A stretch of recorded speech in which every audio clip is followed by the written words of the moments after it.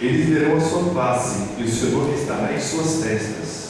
Agora sim que eu me referi ao hino que o Léo cantou, né? O coro diz exatamente isso, né? Que ele, não só você, mas nós todos vamos ver a face de Jesus. Nós vamos ver ali flores, acho que de todas as cores. O aroma agradável.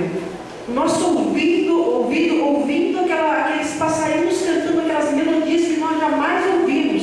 Os anjos cantando com uma voz perfeita. Eu falo que eu admiro muito a voz do Sandoval, né? Eu continuo usando também o Sandoval. Você canta muito bem, mas sempre para Deus, tá bom? Imagine, o Sandoval canta muito bem, minha mãe canta muito bem, o Léo, né? Agora, imagine um anjo cantando. Imagine milhares e milhares de anjos cantando. Nós tocando aquelas harpas perfeitas também. Nossa, vai ser maravilhoso. Vai ser maravilhoso nós vermos lá nossos entes queridos que estão descansando, esperando em Jesus. Vai ser maravilhoso eu poder ver lá minha avó, né?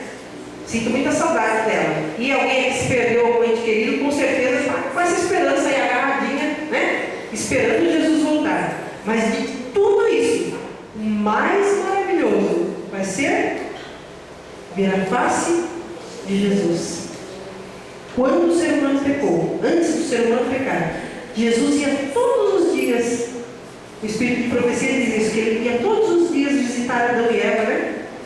No horário mais ou menos do pôr do sol. Mas quando o ser humano pecou, infelizmente, nós perdemos esse privilégio. E deve imaginar o refrigério, o prazer, a sensação maravilhosa que deve ser a presença de Jesus. Nós vamos ter essa oportunidade. Bendita a esperança. Continuando então, vamos lá, versículo 5 agora. Não haverá mais noite. Eles não precisarão de luz de candeia, nem da luz do sol, pois o Senhor Deus os iluminará, e eles reinarão para todo sempre. Mais uma vez aí, Jesus nos dizendo que não haverá noite. Por quê? Porque a glória de Jesus é inúmeras vezes maior que o sol. E o sol ficaria pálido ali perto de Jesus. Não tem necessidade de um sol, né? E se não vai ter noite? É porque Jesus vai estar aqui com a gente para sempre. Se Jesus se afastasse, teria trevas de noite. Mas ele está falando que não vai ter trevas de novo. Não vai ter noite. Então Jesus vai viver conosco para sempre. Continuando então. Versículo 6. O anjo me disse: essas palavras são dignas de confiança e verdadeiras. O Senhor, o Deus dos Espíritos dos profetas, enviou o seu anjo para mostrar aos seus servos as coisas que em breve hão de acontecer. Olha só, a palavra de Deus, ele testifica que as palavras dele são verdadeiras. Ele mesmo testifica isso. Sua palavra é verdadeira. Ele quer nos impressionar com isso. O que João ouviu é verdadeiro. Acredite. E ele quer nos impressionar com isso, né? Continuando então, versículo 7. Eis que venham em breve. Feliz é aquele que guarda as palavras da profecia deste livro. Interessante que João começa o Apocalipse, lá no capítulo 1, versículo 9, me parece, fala da volta de Jesus. E aqui novamente, no último capítulo, ele fala novamente sobre a volta de Jesus. E a notícia ainda é mais maravilhosa. Não é só que Jesus vai voltar, mas é que Jesus vai voltar em breve. Logo, logo. Aquele hino diz, tem um hino que diz: ouço os passos.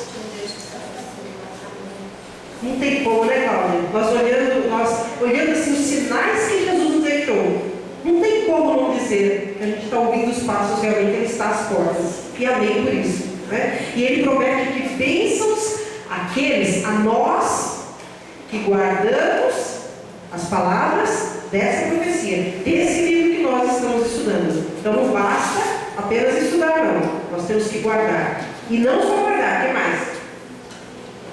Levar adiante também, né? Continuando. Versos 8 e 9. Eu, João, sou aquele que ouviu e viu essas coisas. tendo-as ouvido e visto, caí aos pés do anjo que me mostrou tudo aquilo para mim, para adorá-lo. Mas ele me disse: não faça isso, sou servo como você e seus irmãos, os profetas, e como os que guardam as palavras deste livro. Adore a Deus. Muito bem. Um recurso da oratória é a pessoa sempre contar uma história, de preferência verídica, né? Mas muitas vezes nós contamos histórias que nós ouvimos ou lemos, né? Mas aqui não. João viu e ouviu, e ele faz questão de afirmar isso. Eu vi, ninguém me contou não, eu vi. Olha que maravilhoso, dá muito mais credibilidade. E além de João ter visto e ouvido, o próprio Jesus testifica, como nós vamos ver aqui mais adiante. Ele assina embaixo o que foi escrito aí por João, né? E mais uma vez João incorre no erro, né? Adorar o anjo que ele vê. Imagina, deve ser realmente uma coisa muito linda, muito maravilhosa, né? Tanto que na hora, apesar de João estar em contato, né, com Jesus ali, na mesma hora ele acabou cometendo o erro de adorar o anjo. E mais uma vez ele foi advertido. A palavra de Deus, os 10 mandamentos ainda vigoram. Adora somente a Deus. Continuando. Verso 10. Então me disse: não cede as palavras da profecia desse livro, pois o tempo está próximo. Não cedes, não fecha, porque o tempo está próximo. Para Daniel, pode ir avançando um pouquinho. Para Daniel, quando foi dada a visão a Daniel, foi dito a ele que fechasse, que selasse aquelas palavras, porque seria para o tempo do fim. Aí, 600, 700 anos depois, veio João e Jesus falou para ele: não sela não, porque o tempo está próximo. Amém por isso. Nós estamos na estátua de Daniel, né? Nós estamos na pontinha da unha ali da estátua. Jesus está voltando. Que maravilhoso, que notícia maravilhosa. Vamos adiante? Versículo 11 agora. Continue o injusto a praticar injustiça, continue o imundo na imundícia, continue o justo a praticar justiça, e continue o santo a santificar-se. Quando Jesus disser essas palavras, a porta da graça estará fechada. Jesus já terá tirado as suas vestes sacerdotais, terá colocado a veste de rei dos reis, como nós tratamos aqui no começo, Senhor dos senhores. A oportunidade de aceitar Jesus, de entregar o nosso coração 100% para Jesus é hoje, é agora. Tomara que quando Jesus disser essas palavras, o nosso destino esteja selado ao lado dos salvos. Vamos adiante? Versículo 12. Eis que venho em breve, a minha recompensa está comigo, e eu retribuirei a cada um de acordo com o que fez. Mais uma vez, vamos falar aqui da volta de Jesus. Essa é a nossa maior esperança mesmo, né? O principal assunto da Bíblia é a volta de Jesus. E mais uma vez aqui ele encerra o livro falando sobre essa volta de Jesus, né? E aqui diz que Jesus vai retribuir a cada um segundo a graça, de acordo as suas obras. Infelizmente, tem religiões aí que ensinam que nós não precisamos guardar os mandamentos, que nós vamos ser salvos pela graça. Realmente, nós vamos ser salvos pela graça, mas julgados pelo que nós fizemos. De acordo com as nossas obras, é que nós vamos ser recompensados. E tem outros textos na Bíblia que confirmam isso. Vejam só. Pode ir adiante. Pode ler, por favor. Coríntios, 2 Coríntios 8, versículo 12. Agora, completem a obra, para que a forte disposição de realizá-la seja igualada pelo zelo em concluí-la de acordo com os bens que vocês possuem. Muito bem. Em Romanos 3, versículo 31. Anulamos então a lei pela fé? De maneira nenhuma. Pelo contrário, confirmamos a lei. Muito bem. E ainda em Romanos, capítulo 6, versículo 15 e 16.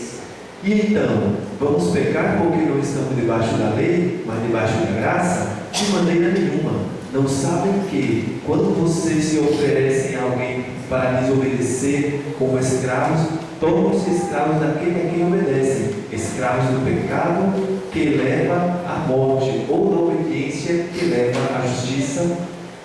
Se alguém estiver estranhando essa linguagem, né, é a nova linguagem internacional, tá? Por isso que está assim, uma linguagem mais acessível, mais fácil de entender, né? Mas está bem próximo do que é o original, só que mais fácil para a gente entender para os nossos dias, né? Então aí nós vemos alguns dos muitos textos que confirmam que nós vamos receber de acordo com aquilo que fizemos. Nós temos que guardar os mandamentos? Sim ou não? Por quê? Nós vamos ser salvos por causa disso?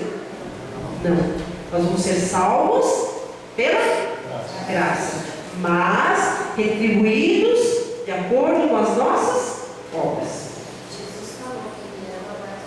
Isso! Bem lembrado. Aquele que ama Jesus, guarda os mandamentos. E nós vamos ver já vamos falando sobre isso também, tá? Vamos adiante. Versículos 13 e 14. Eu sou o Alfa e o Ômega, o primeiro e o último, o princípio e o fim. Felizes os que lavam suas vestes, para que tenham direito à árvore da vida e possam entrar na cidade pelas portas. Mais uma vez aí, Jesus se intitula o Alfa e o Ômega. O que é mesmo Alfa e Ômega? Nós falamos isso no livro passado. Primeira letra do alfabeto grego. Isso! Primeira e a última letra Do alfabeto do grego. alfabeto.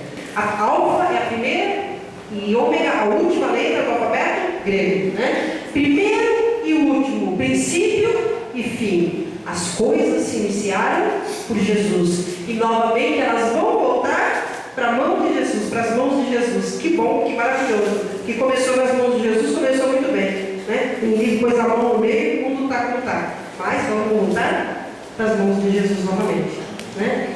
E aqui diz: felizes os que lavam, infelizmente deu um problema aqui de configuração de novo, né? Felizes os que lavam as vestes, ou bem-aventurados, como diz algumas traduções, né? Mas no original, essa expressão, os que lavam as vestes, na verdade seria melhor traduzido: os que guardam os mandamentos. Felizes, bem-aventurados os que guardam os mandamentos. Você guarda os mandamentos? Você é feliz. Realmente, né? Nós somos felizes. Ainda que nós não tivéssemos a promessa da vida eterna, só o fato de aqui nessa terra nós guardarmos os mandamentos, nós já somos felizes. Porque nós vivemos um relacionamento melhor com Deus, mas também com o nosso próximo, né? Mas de qualquer forma, quem lava as vestes no sangue de Jesus é que tem condições de guardar os mandamentos, né? E aqui diz, nós falamos novamente sobre essa árvore da vida. E para que nós tenhamos acesso a essa árvore da vida, por onde é que a gente tem que passar? Pelas portas. E o que são feitas as portas mesmo? Quem lembra?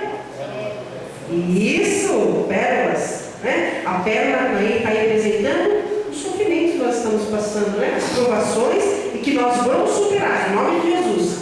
E vamos poder passar por essas portas para ter acesso à árvore da vida. Continuando? Versículo 15.